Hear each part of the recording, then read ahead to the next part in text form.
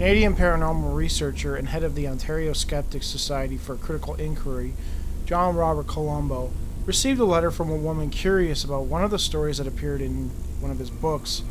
Colombo would only refer to her by her initials, GB. Her letter commenced with a line, quote, "A long time ago I experienced something so utterly bizarre that it defied any rational explanation," unquote. After some letter exchanges, she eventually agreed to open up to Colombo about what happened. He would ultimately publish her strange story in his 2007 book, Strange But True. The details of her case are so strange, so frightening, that even Colombo was left wanting for answers. He titled her story, Something So Utterly Bizarre. The events took place in an undisclosed location in Canada over the course of a year, beginning in 1970 when GB was 14 years old. She claimed that there were numerous odd events in that time span, but two stood out in her mind as the most important, the first one and the last one. According to GB, it began late one night. She was laying in bed. Her parents were asleep in their bedroom. She had no siblings. She woke up suddenly, but didn't know why.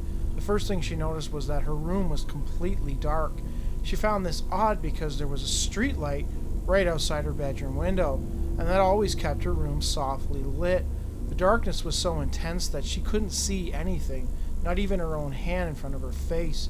She assumed that the hallway light was off too because it would also shine light into her room in which she always kept her door open.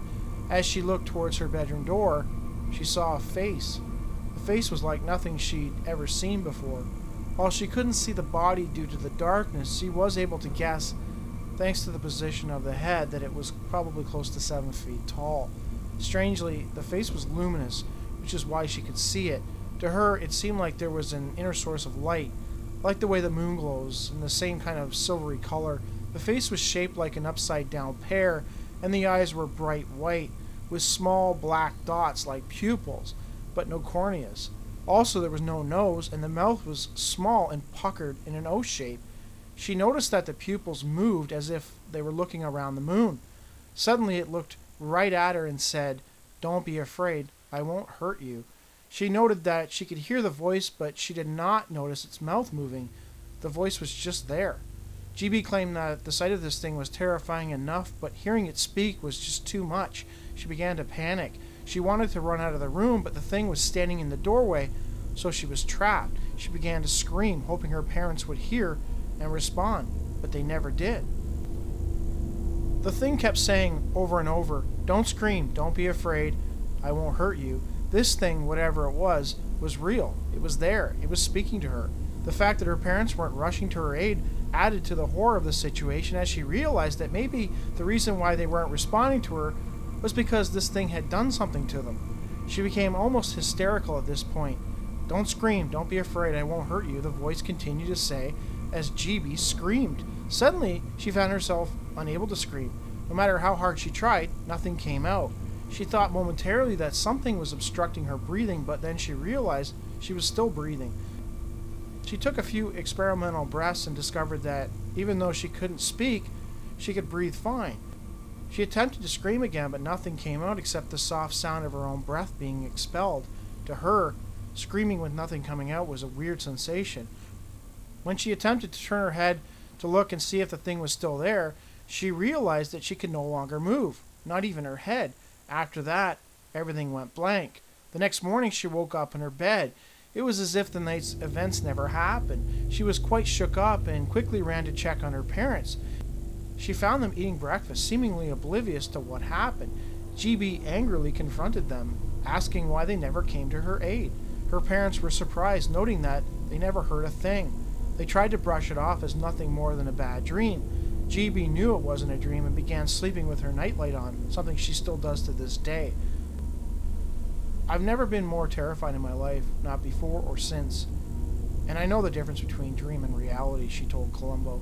Following that night, over the course of the year, GB would experience other strange things, eventually culminating in a major event, one that involved not only her, but her best friend D as well. GB remembered waking up late one night and getting out of bed. She recalled that it felt like her body was under somebody else's control.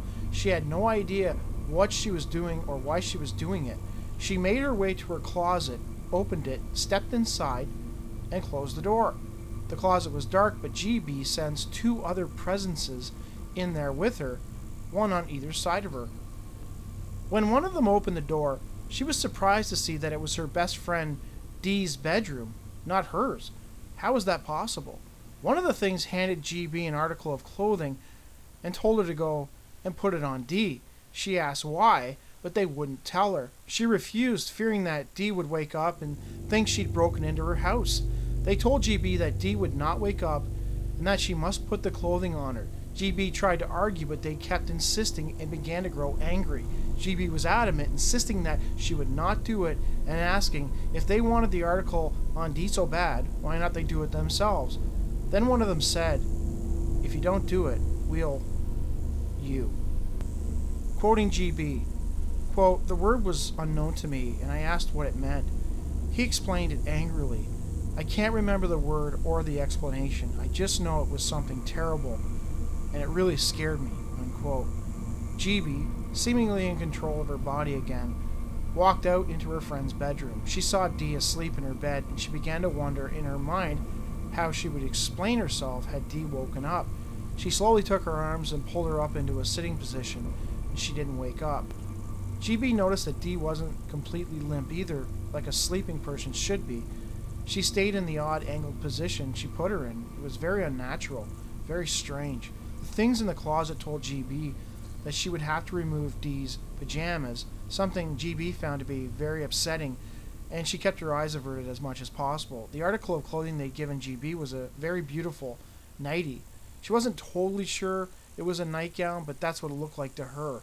She tossed the pajamas on the floor and put the nightie on Dee, then carefully laid her back down on the bed. The room was dimly lit from a hall light, and the closet was dark, but GB sensed they were there, standing, watching.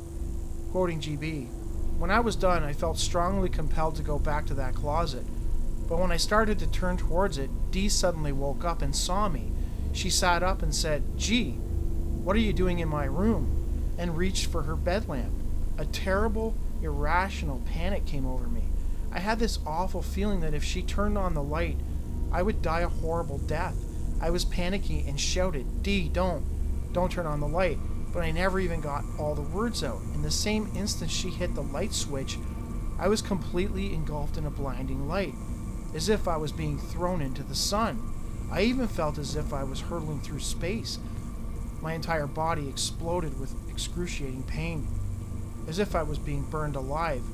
I screamed, and then nothing. The next thing GB remembered was waking up in her bed. It was morning. Although shaken up, GB convinced herself that it was just a crazy dream and nothing more, although deep inside she knew it was something more. GB caught up with Dee on the morning walk to school, something they did every day. She noticed that Dee was quite upset about something. Quoting GB again, quote, "I asked her what was wrong. She said, 'I had a weird dream last night. I dreamed I woke up and saw you in my room, but when I turned the light on, you disappeared.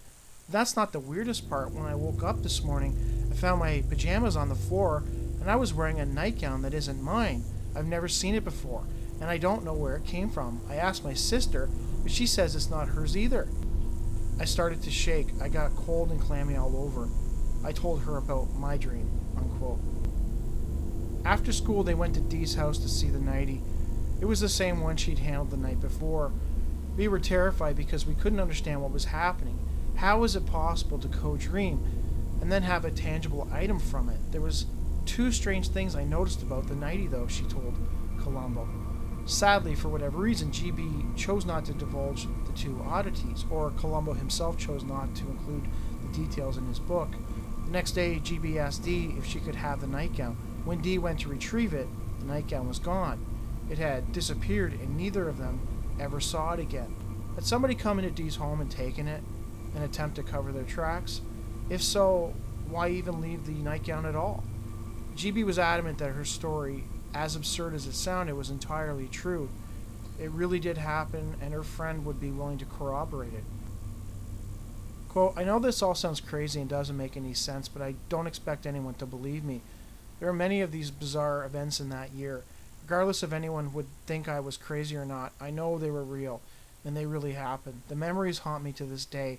Long ago, I gave up my obsessive search for answers. Now I just try to keep the memories in a far corner of my mind and focus on quietly going on with my life. Still, these events have left deep marks that will forever scar me, unquote. Colombo found GB to be intelligent and totally sincere, and he admitted that he too was puzzled. So, going over this case, I found it really interesting.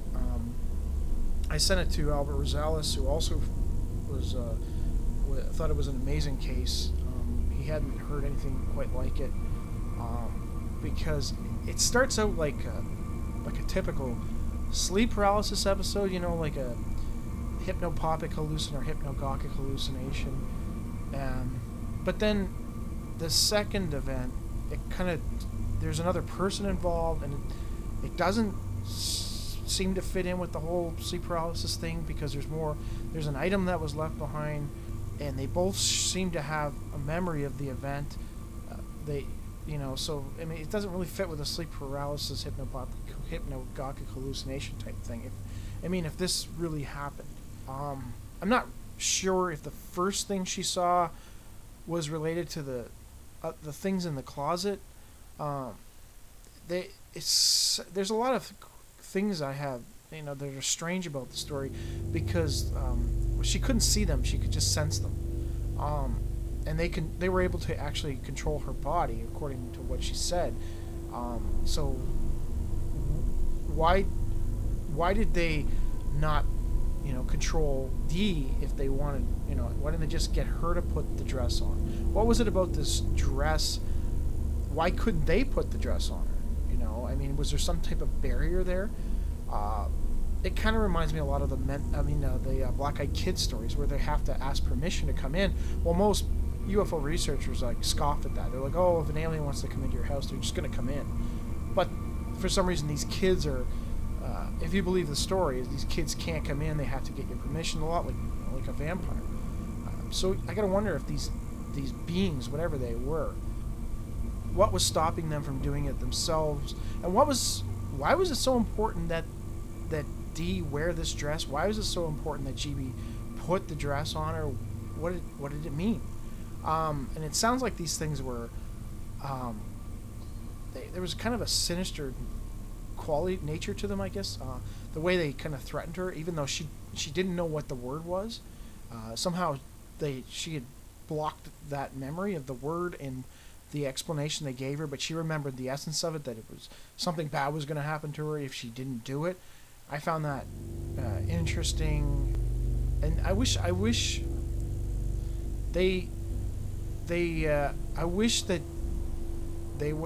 she would have gone into detail about the odd things she found about the dress. I wish they would have. It was left out of the story.